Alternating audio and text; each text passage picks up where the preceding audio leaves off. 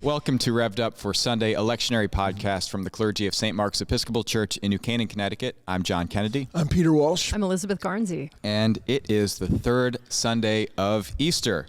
And this year, year C, we have Jesus appearing to 7 disciples on the beach and then a conversation with Peter.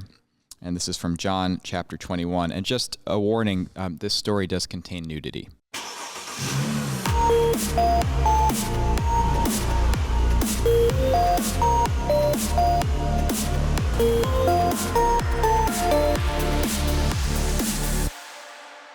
John chapter 21, verses 1 through 19.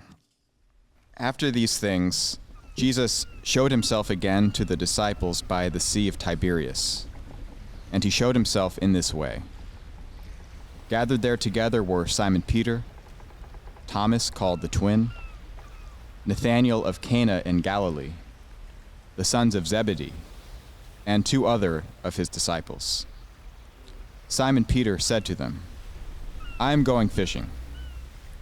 They said to him, "We will go with you." They went out and got into the boat, but that night they caught nothing. Just after daybreak, Jesus stood on the beach, but the disciples did not know that it was Jesus. Jesus said to them, "Children, you have no fish, have you?" They answered him, "No."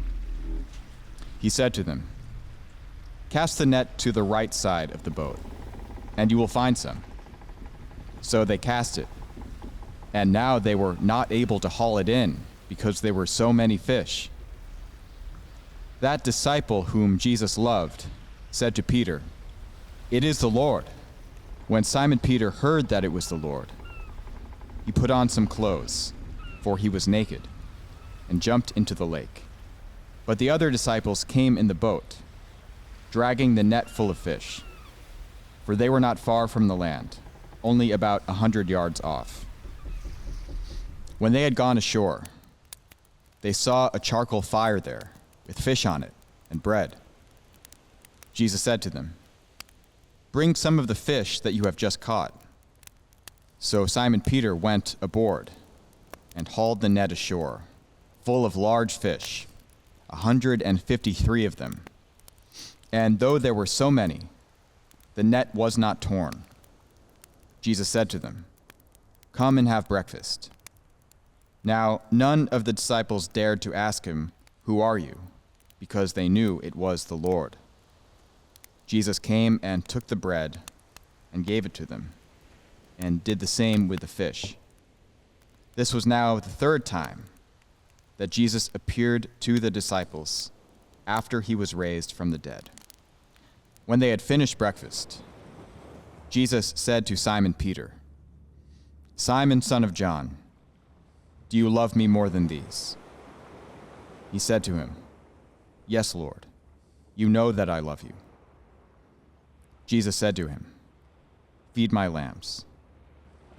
2nd time, he said to him, "Simon, son of John, do you love me?" He said to him, "Yes, Lord, you know that I love you." Jesus said to him, "Tend my sheep." He said to him the 3rd time, "Simon, son of John, do you love me?" Peter felt hurt, because he said to him the 3rd time, "Do you love me?" And he said to him, "Lord, you know everything. You know that I love you." Jesus said to him, "Feed my sheep. Very truly I tell you, when you were younger, you used to fasten your own belt and to go wherever you wished.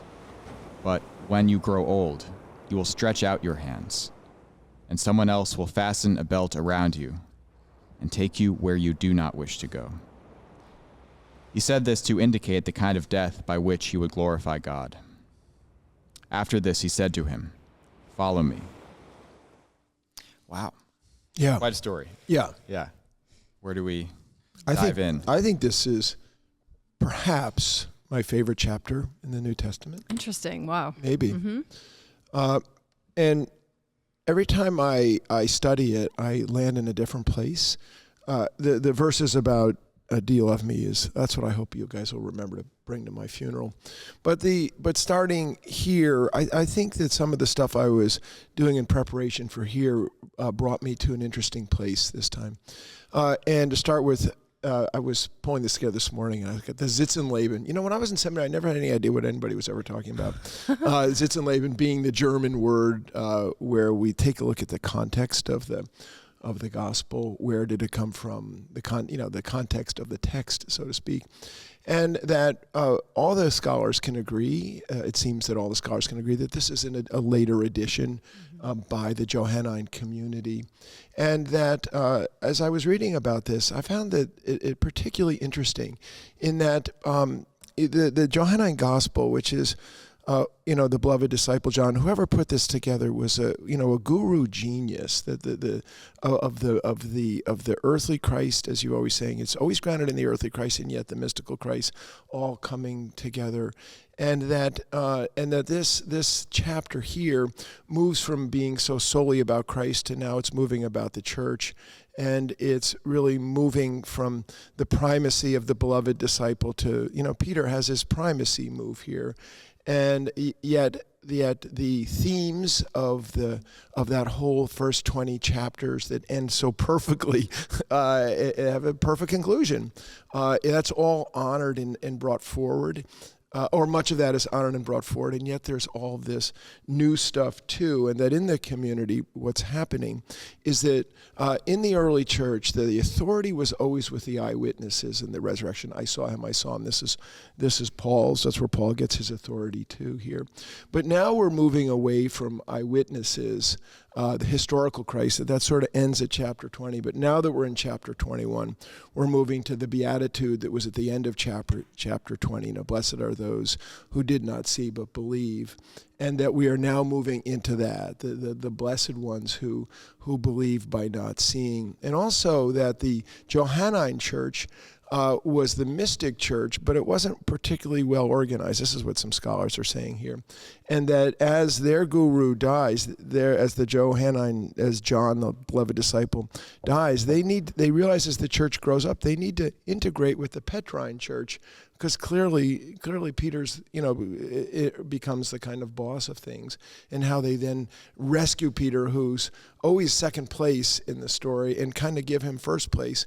But they do it with keeping John as the mystic. It is the Lord. He's always the one who's ahead of Peter. And so he's the mystic. But Peter is the doer, who then has to be awakened by the mystic John, and then he goes about doing business. That's how it got framed for me in the last day as I was studying this. And I thought, really interesting for me. Yeah.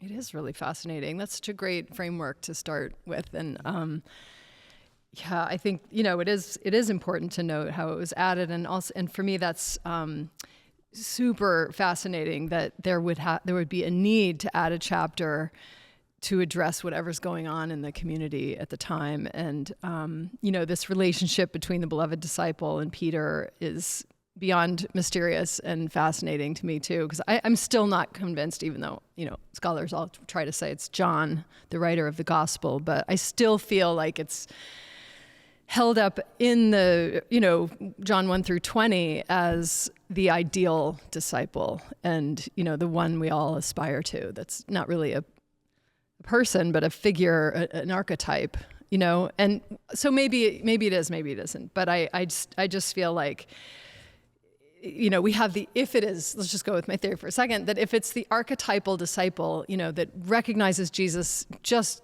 on sight, right away, we can still be the doubtful, unsure, uncertain Peter who's kind of a step behind, who needs a lot of forgiveness, who's got to undo some of his past.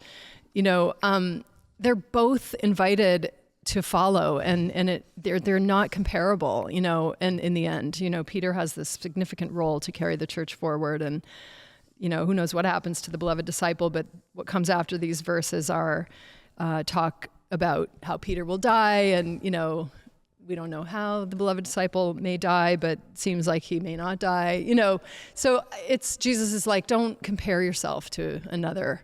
And this is a small topic in the bigger topics, but I just feel like, I want to hold out that beloved disciple is some other kind of archetypal presence. I don't know. Somehow it keeps mattering to me, but it's not that important, maybe. Yeah, interesting. I don't know who the beloved disciple is, but I John. think Your name, John. Yeah. I should claim that it's John, right? I mean, it's inconclusive. It is quite inconclusive. A lot of interesting things to think about in what has been said. One thing is that I really like, Peter, what you said about Peter, and that this may reflect a later stage relative to when the rest of John was written, when that community was recognizing a need to integrate with the Petrine church, as you said, and recognize his authority and leadership. That seems right on. And yet at the same time, this is consistent with a characterization of Peter throughout the gospel, that even as, well, the beloved disciple isn't even mentioned until the so-called Book of Glory, right? Right. So you have the first half, roughly, maybe a little more than half, definitely a little more than half, but the first real section of the gospel after the prologue, in which the beloved disciple isn't talked about.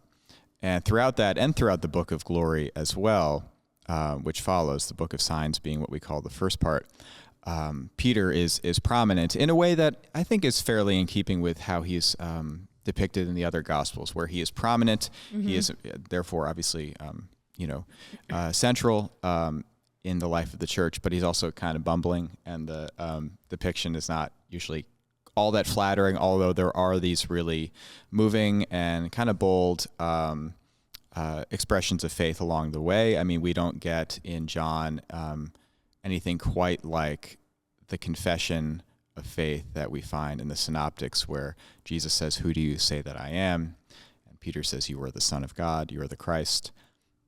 But very similar is what follows Jesus' very shocking Eucharistic discourse in John chapter 6. Unless you eat my flesh and drink my blood, you have no life in you, which sends many people away because it's shocking.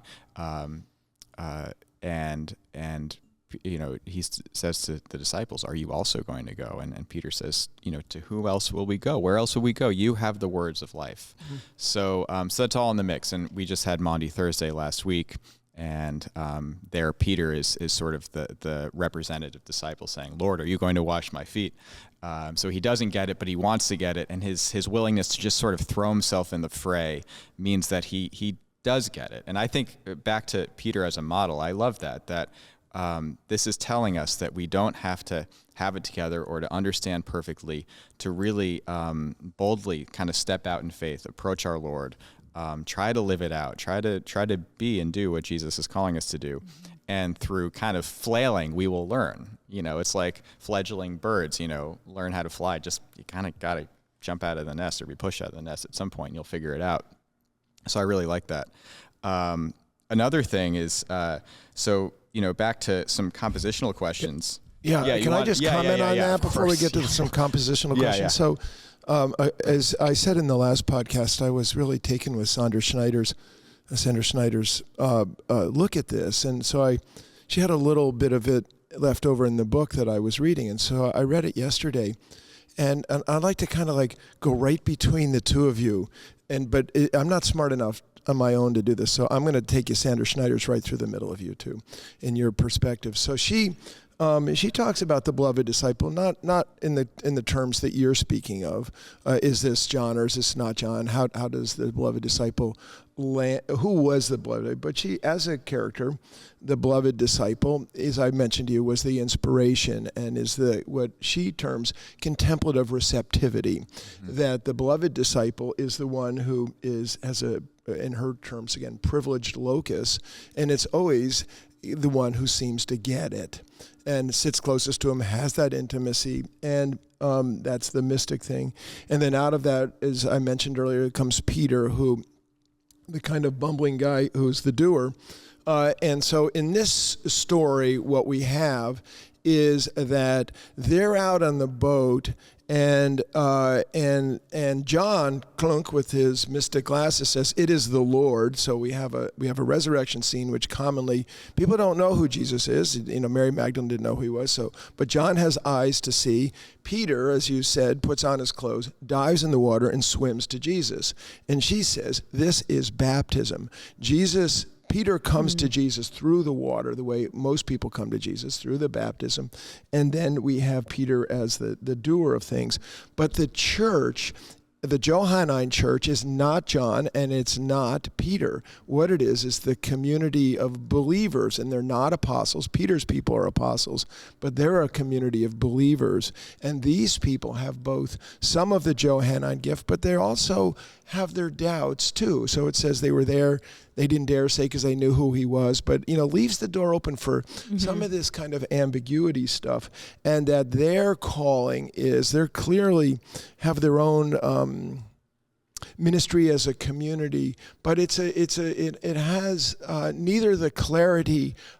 It doesn't have the clarity of either John, their inspiration, the beloved disciple, their inspiration, or Peter, the other inspiration. The Johannine community is in between, so that they do believe without seeing, but because this is belief, which is there's no faith in John's gospel, but this belief has a little bit of ambiguity, and these are people who have the ambiguity too. So she goes right between that, and that was news to me. Yeah. Well, between last week's gospel and this week's gospel, we're getting a lot of the images of doubt. And, I think this chapter added feels like, in this text, the disciples have gone back to their old trade. They've already had these two extraordinary appearances of Jesus in the upper room, and that, Jesus has walked through the door 2 times. Thomas got to see his hands and his side and declared, "My Lord and my God." And now they're back to fishing. It's not clear they've actually really gone out and done anything. And he comes back, and they're like not sure who he is. It just feels like maybe in the community, they've kind of fallen asleep already. It's like, well, what do we do with this? And I'm conjecturing, but I feel like there must have been a need to double down on the invitation to follow and to do, and go do what Peter has done. By now, Peter, I think, would have died. I mean, Peter would be dead. I mean, this is like Peter's 90 dead. Or something by now, right? So I feel like maybe in the tradition, maybe in the church forming or emerging, that some might have been casting aspersions on Peter for having doubt, having denied Jesus or something, and maybe also this chapter functions to put to rest any kind of shunning of the Petrine legacy or something, because here Jesus gives this whole scene to let Peter dig himself back out of the hole, and he gets to come back to a charcoal fire. He gets to have the same questions put to him, do you love me? Do you know me? And he gets to be forgiven for the 3 times he denied Jesus. And, perhaps it was added just to established that he really did, reconcile with Jesus, and he was truly forgiven for what he did. Yeah. I don't know, but I feel like it wouldn't be there if there wasn't something brewing where some kind of spirit of doubt abroad in the church, Oh, interesting. I mean, the funny thing about this is if you just read the first 20 chapters, we do not know in the first 20 chapters that Peter, James, and John are fishermen, and we don't even know the sons of Zebedee. They zing into chapter 21. They really haven't been a part of the earlier drama, and so there's clearly thisness going on. I think a bit of context for like the separation of this composition, this chapter, from the rest of it is that every manuscript we have of John has this. So it's identification as a likely later edition is purely based on its compositional features, which are relevant and which we've talked about. Yeah. But it's still always been part of the gospel as far as we know. Right. So it wasn't that much later. Yeah. That's why I bristle at the word appendix. Yeah. As though this was in the footnotes. Maybe, Yeah. maybe. Yeah. It's just a little jarring since they had these two, amazing appearances, and this one feels like a first one, even though it goes out of its way to say this was the third time, that Jesus appeared to the disciples. But Yeah, I they're not acting like I almost feel offended on that. I want to say it's the fourth time because it's Mary Magdalene is the first. No, I know, but they identified as the third time, but they do not include Mary Magdalene in this. Because they have then the upper room, and then they have a week later with Thomas, and now here. Also, this is, if you take a look at where are these appearances, we have the whole set about what happens on the third day, which is around the, in Jerusalem, around the cave grave, and then we have the whole appearances in the upper room, and then in Luke we have an appearance, in Emmaus and in Bethany, and then in Matthew we have one in Galilee. I'll meet you in Galilee, and now here we have a whole bunch in Galilee that weren't before. So these, if you want to just plot this out on a map, we're a little bit all over the place. Yes, very much so. So there's some rich symbolism in this passage about fish and being a fisherman and being a shepherd or a pastor, all related to Peter. Before that, I did mention at the beginning that there was nudity in this passage, and that was just a way to keep you all listening. But the truth is, Peter probably wasn't actually naked, right? He was likely wearing like a loincloth or like a loose-fitting work smock. But it is funny that he gets more dressed to go into the water. I know, I love that. I know, I love it's that. funny. And of course, Jesus is there on the beach, and he has bread and he has fish. This is both echoing the feeding of the 5,000, which is one of the few stories. Speaking of connections between all the Gospels and the traditions, it's one of the few stories that's in all of them. And this is also very much a Eucharistic image. He took the bread, he gave it to them, and the fish are commonly taken. The catch of fish is commonly taken as representative of the mission of the church, the expansion of the church. So you have all these fish fitting in one net, and the net is not torn, that people from all over, more and more people are being drawn into this one community. And maybe that's a recognition that the Johannine community is part of this one larger community. I don't know. But also resonates very, I thought, in an interesting way, in a way that was new to me with one of my favorite prophetic passages, Ezekiel 47, the vision of a river of water flowing from the temple. And Ezekiel has this vision of this happening. Of course, this is the temple in Jerusalem, and water flows from it, and it deepens into a mighty river, and it flows eastward to the Dead Sea, and it transforms salty and stagnant water into fresh and life-giving water. And wherever the river grows, abundant life springs up, and fish teem in these waters, and trees bear fruit for food, and leaves for healing, which is imagery that's taken up in Revelation. All of this is taken up in Revelation. Along the banks of this river, we get these trees, and this is all about God's renewing, life-giving presence and power flowing from the temple to heal and to transform. And of course, Jesus is the new temple, and by extension, the disciples, the community is the new temple.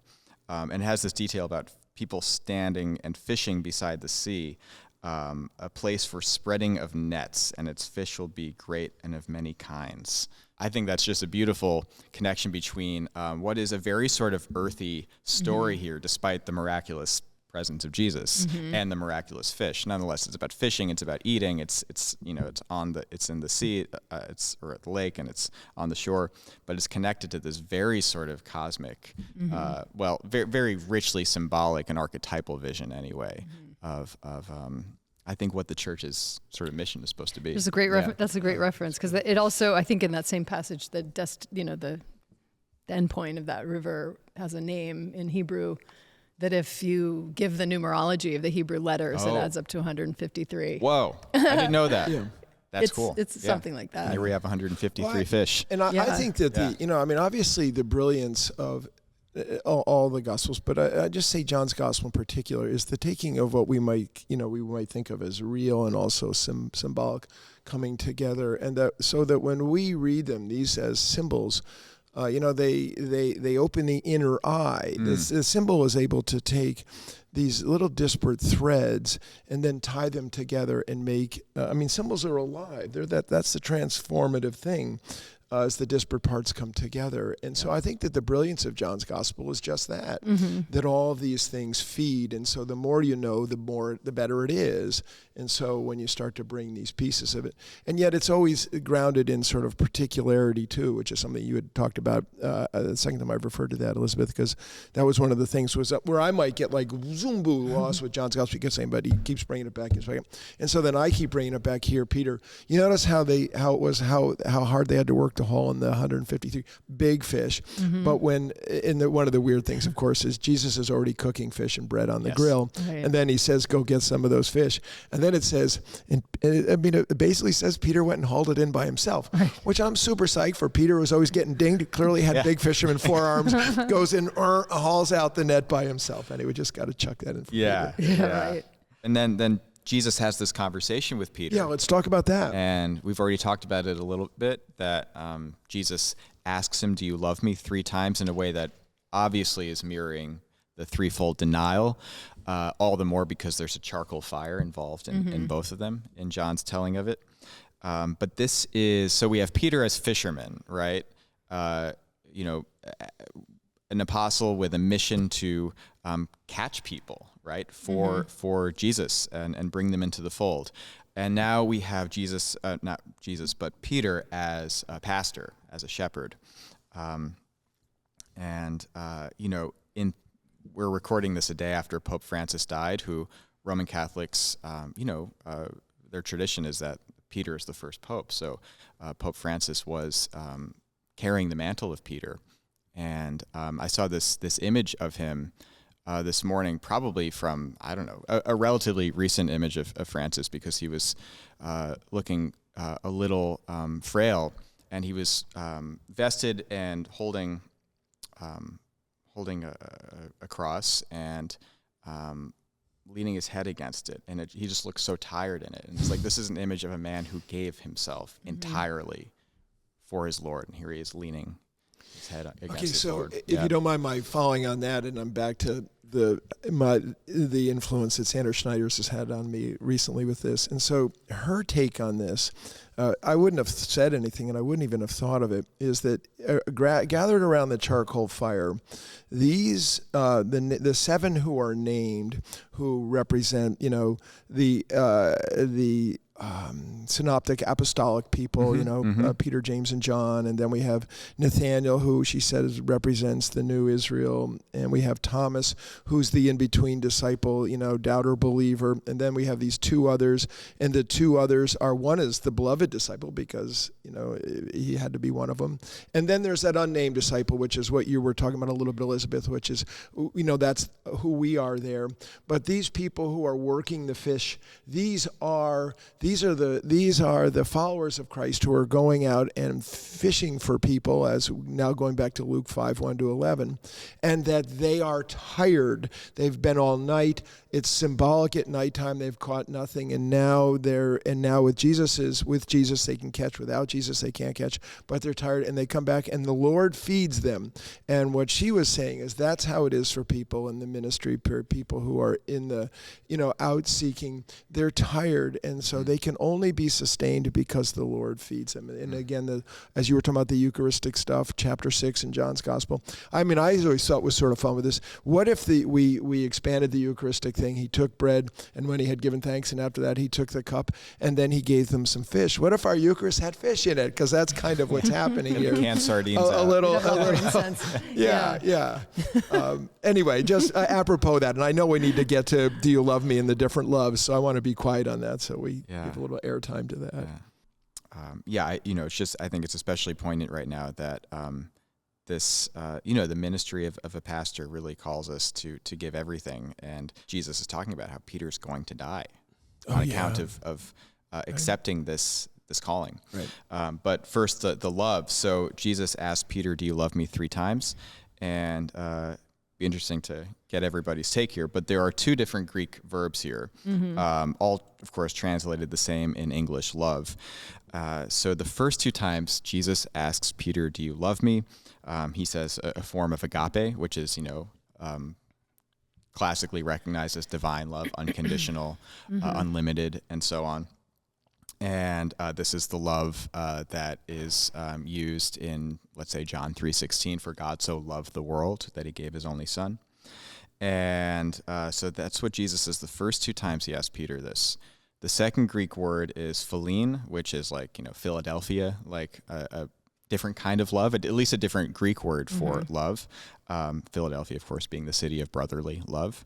And every time Peter replies, he says this, he uses this word. And then the third time Jesus asks him, do you love me? He's using this word. So, I think, to my understanding, scholars are fairly divided as to whether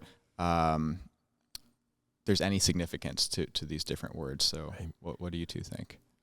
I don't think there are any accidental words in John, whether it's the original writer of John or the writer of John 21, or whether that's a certain person. I don't think that the words are haphazard. And I feel like my favorite interpretation is that Jesus is meeting Peter where he is and going as far as he can, and that he'll go the distance eventually, especially in the way he's going to die. But, it's a gentle, warm, very gracious kind of meeting of the hearts, so that Jesus would just adopt Peter's word and say, okay, do you philias me? And, he can go that far right now or something like that. But I don't know. I would like to hear what you think. So again, I don't know either. The idea that you're talking about, Elizabeth, which is Jesus met Thomas where he was, and now Jesus meets Peter where he is, and Peter's on the level of philia and not on agape. Yeah. And but the belt that will pull him to agape, though he's not quite there yet. And then there, as you pointed out earlier, John, when you introduced us, we're really in a very interesting place where, again, Jesus meeting Peter where he is, he never, there's no, over and over and over, Jesus does not go back. It's like when he appears to the disciples in the upper room, he doesn't say, what are you doing? He just moves forward, and here he moves forward with Peter, meets him where he is, and then moves forward. And that the reversal of the three denials includes within it a kind of forgiveness, but it's really a recommissioning. And so there's this whole movement. And whether or not the agape and the filial are matter, I wish it was all agape if I just had given my name as Peter and that this is the most important passage for me in the Bible. I wish it was all agape, but it's not. And I don't know, but I do know that in all of our human stumblings, oh my gosh, who amongst us is not at some deep core just a goofball, right? And just kind of doing the best they can do, and aspiring to and desiring, but as Paul says, kind of falling short of our best desires. And clearly that's Peter, and clearly something like that is happening here. And Jesus meets Peter there, not as an idealized saint in the window, but as a human being, just as he meets us as human beings. And in spite of us, or with everything that we have as in our humanity, we do the best we can for this guy and for this being. Yeah. And so I that's what I see is happening here. Yeah. And also John's the gospel where we get Jesus saying, I've called you friends. And, right. Friendship love is pretty fantastic. That's a super good, that's a really good point. I never thought of that. Yeah. That is a really good point. Yeah. I really like everything that's been said. I do want to complicate the matter a little bit, even as we're supposed to stop. Just a little bit, just to say that these words, agape and philein, are, you can tell I'm a Greek scholar, are used fairly interchangeably throughout the gospel. It doesn't mean that there's not a significant difference here, but I don't think we should be too heavy on it. Yeah, exactly. Because, instances of agape, I've already mentioned John 3:16. Also, in John chapter 11, Jesus loved Martha and her sister and Lazarus, agape. But then we also see for this philein love that the Father loves the Son, right? Well, you'd expect that to be agape, and here it's philein. So clearly, it's not that significant in that case. Yeah, also, that's a good call. And there are other instances like that where you'd expect agape, and you see this other word. So I don't know, but what is clear is that Peter saying yes to this, in a way, seals his fate. He's going to be a martyr. He's going to be crucified. This is what this language about a belt being, put around you and leading him where he doesn't want to go. And just as we end, to me, this was, Peter, this is a passage you preached on at my ordination to the priesthood. And so therefore I reflected on it quite a lot in the days leading up to my ordination, and particularly on that day. And I have a lot to say about that that'll probably show up in the sermon. But just to say that, when Jesus calls us, he does ask everything of us. And there's no guarantee that it will help us avoid hardship and real kinds of suffering at all. That's just not available to us at all. But in all the desperate, confused ways that human beings try to avoid suffering, we often end up creating more suffering for ourselves and others. And trying to steer clear of pain and hardship and loss is so understandable. It's so human. We all want to avoid suffering and to be happy, but so much of what we do to try to insulate ourselves from the inherent difficulty of just being a human being really makes things worse for ourselves and for others. And that saying yes to our Lord gives us a wellspring of life, a foundation, a rootedness, a vitality that rises up to meet any sort of hardship that comes our way. Yeah, I know we have to stop, but I can't help but add one more thing. So on Easter Sunday, administering communion at the 11 o'clock service, there was a line of people that came forward who have been through such shocking suffering. I mean, death of husband, death of daughter. It just kept going, cancer. And one of our beloved parishioners was sitting in the second row, and as people came forward, he broke into tears because he realized the amount of suffering that was coming forward with their hands open. And he asked me about it later, and I said, well, the resurrection's no joke. These people have put their whole life, they brought all of their suffering to this to be fed with the bread of life and to hold on to it, the resurrection life, for all the suffering that they have had and endured in the loss of their loved ones. I mean, this is a significant, serious thing. This isn't just piety. This is existential, spiritually existential, the stuff at the core of your being, and that's what's happening here. And what is going to happen to Peter is like right down to his deepest cell. I mean, that belt, all I can think of is the Cistercian belt. You know, the Cistercians with the big leather belt on. That Peter has a big Cistercian leather belt on, and it's got a long tail on it. It wasn't clipped off, and that leather tail gets grabbed, and in spite, it just pulls him away. Elizabeth, any final words? No, I think this is good. Well, we've definitely proved that we don't love Rob by creating such a long podcast for him to edit. We filial Rob. But we do love you, Rob. Yeah, right. Is it filial or is it agape, Rob? And for those of you who have, for those of you who have listened to the end, you have shown that you love us, and for that we appreciate you and we love you. So peace be with you, and see you next time. That's the best. Thank you.